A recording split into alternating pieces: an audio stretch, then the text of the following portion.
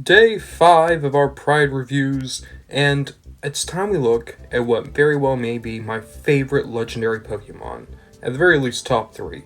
The Rainbow Feather Pokemon, the Pokemon of the Burnt Tower, the Redeemer, the Rebirther.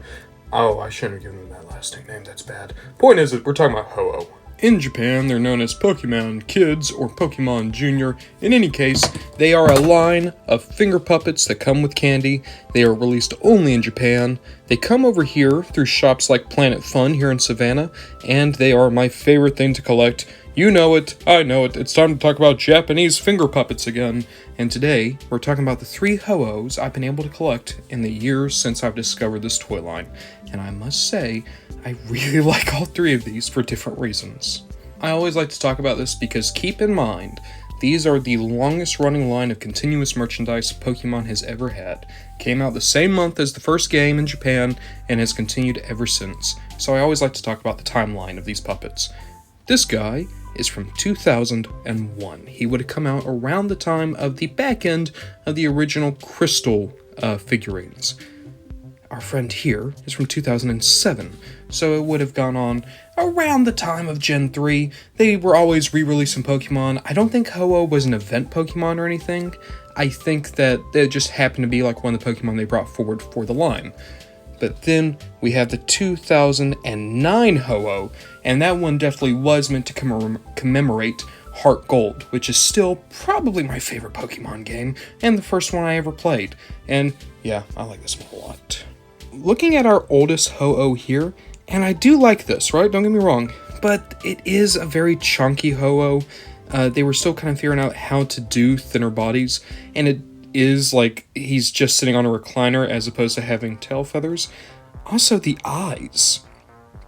Like, Ho-Oh looks very majestic in this finger puppet, but the eyes are so small that they almost look villainous, and there is a little bit of red in the irises too.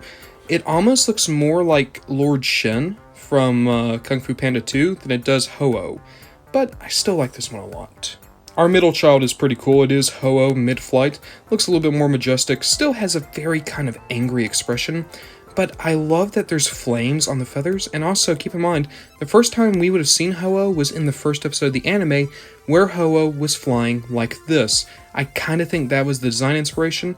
And also, when you get Heart Gold booted up in your DS, you see Ho-Oh also flying, much like this. So there's a few different places this could be pulling from. In any case, though, it is a cool Ho-Oh puppet. If anything, I don't like the flames on the feathers. I think it's a bit too much. Finally, we have my most recent Ho-Oh and my favorite one. Honestly, looking at this, it feels like they took the idea of this Ho-Oh and just implemented what they've learned since then. The figure looks so much more majestic, thinner, and more accurate. Even the tail feathers, even though it's also going for that kind of recliner, you can see where it's kind of been streamlined and it's definitely hidden by the wingspan. I also like how Ho-Oh's looking off to the side, so there is a little bit more motion in the overall figure. And if you look, the eyes are a good bit wider, which gives Ho-Oh still a very regal, majestic look, but also more of a heroic look as well. So, for all intents and purposes, I think this is the best Ho-Oh finger puppet, though I only have these 3. Overall, it's a very good little trio, and as the guardian of the Rainbow Feather, I'm very happy to give them the slot of Pokemon Night in our Pride review week. We do have a couple more nights to go, 2 more to be exact. So as we enter the weekend, all I'm going to say is, Ho-Oh is pretty cool.